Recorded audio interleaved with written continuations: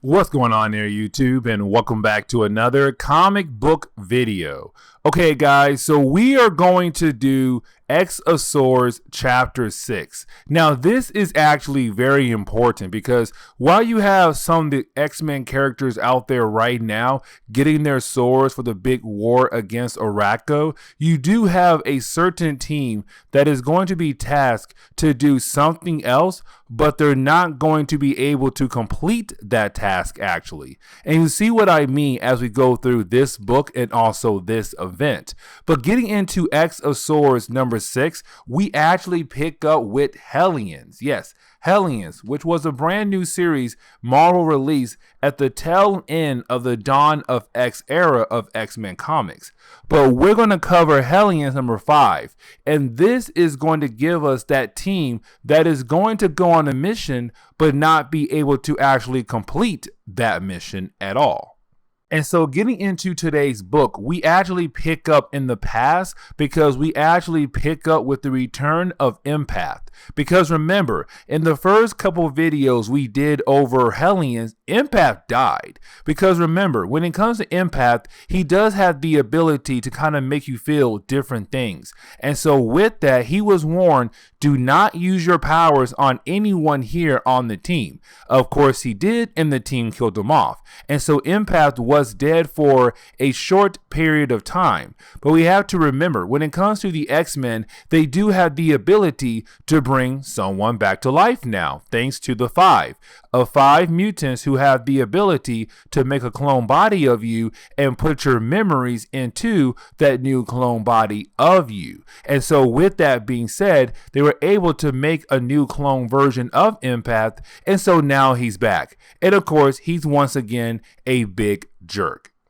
Now, we do pick up with the Quiet Council. Now, remember, the Quiet Council is basically the group of mutants who make the big-time decisions when it comes to making big-time decisions on COPPA. Now, with that being said, right now, they're having another meeting. Now, this meeting is really more of the idea of how can we stop the war from actually happening? Because right now, that war is coming. I have no idea why I said coming, but that war is coming. Arrako versus COPPA. But with that being said, though, you do have the Quiet Council trying to figure out how can we stop that from happening before it actually happens. And that is the moment you have Sinister say, why not send in my team, the Hellions, to go over to Arrako and actually steal the swords that the Arrako people are looking for? Because if they don't have the swords, then they cannot participate in that big competition that's going to happen very soon. And they're going to have to forfeit and lose the actual war. And so right now, it's basically Mr. Sinister saying, send me to Otherworld, or send me to Arrako to steal their swords, to stop the war from actually happening before it actually happens. And of course, you do have the Quiet Council agree that this is a good plan. But of course, the way Mr. Sinister is talking, of course, the people here do not like him and say, fine, if you're going to go through this plan, you have to go with your team to make sure that this mission is actually accomplished.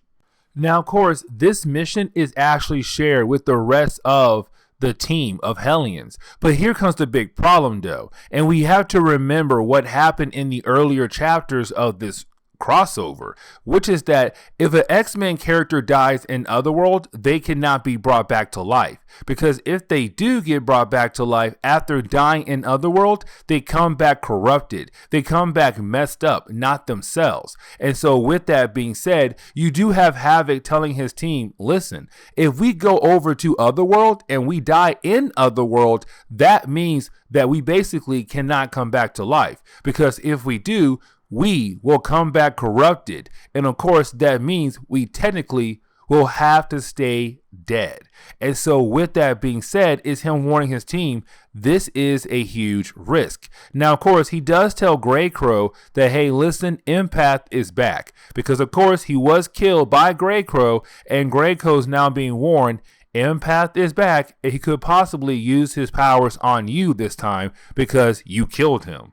Now, while you have Havoc talking to his team and getting his team ready for this mission, you actually do have Mr. Sinister talking to someone else in his actual home. And of course, he's talking to a clone of him because Mr. Sinister does not want to go into Otherworld or even Arrako because he feels like with him being a member of the Quiet Council and who he is, he should not get his hands dirty at all. And so right now, he wants to stay behind. Now, with that being said, he's trying to send his clone version out there to actually complete this mission. But his clone version doesn't even want to go either. His clone version is like, no, you go. I want to stay here where it's safe. Like, dude, no. But of course, it's kind of like, do you really have a choice? And so they play rock, paper, scissors as a way to figure out who is going to go with the actual Hellions team into Otherworld. Now, we do see the Hellions actually go over to Avalon. Now, remember, Avalon is a location in Otherworld. And when it comes to Otherworld is basically the central point to all the different realities and dimensions across the multiverse in Marvel. Now, of course, that's Otherworld. Avalon is just a location in Otherworld. But the reason why the Hellions went to Avalon first is because they want access to the Citadel. And remember, the Citadel is the home of Saturn, the one in charge of the big war between Arrako and COPPA. But of course, the reason why Sinister wants access to the Citadel location is because there is a portal that can lead them over to Arrako. Now, with that being said, though, you do have to remember who is the king of Avalon, and that is Jamie Braddock, the brother of Bessie Braddock and Brian Braddock, who are right now Captain Britain. Now, with that being said, you do have Jamie say no, but of course, he does change his mind saying, yes, I could help you, but of course, we need a deal. Now, of course, you do have Mr. Sinister tell Jamie, fine, I'll make you a clone of somebody, but you do have Jamie say, to make sure our deal is official, we need to trade items. And so you have Jamie give over his prize horse, but he tells Sinister, I want your cape. Give me your cape, and that right there seals our deal, and we know that we have a deal actually. So hand over the cape.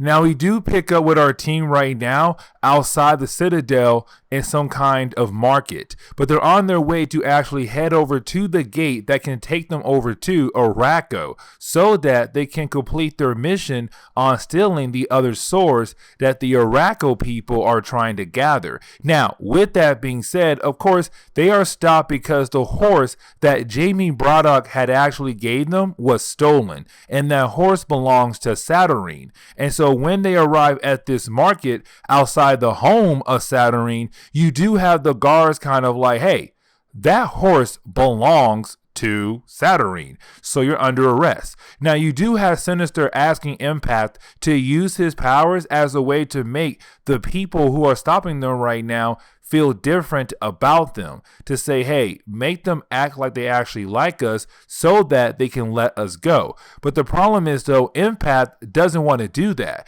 because in the last story for Hellions, Grey Crow killed Empath because he used his powers on Grey Crow and other members of the team. So Grey Crow killed Empath. And so Empath said, no, I was killed last time by this man right here. If you want me to use my powers as a way to get us out of this situation, then you're going to have to let me use my powers on him and let me keep using my powers on him so that he can stay under my control. And of course, you do have Sinister say yes, and Empath does use his powers on the people who are basically like security guards to let the Hellions go so that they can continue their mission on stealing the other swords that belong to the Arrako people. But of course, he was able to get complete control over Grey Crow. But this is where we are going to end today's comic book video, because now our heroes are on their way to go over to Arrako to hopefully steal the swords that the Arrako people are trying to get. But with that being said, I do hope you enjoy today's comic book video, and if you did, please leave me a like down below and subscribe. But guys, I'll see y'all next time. Later.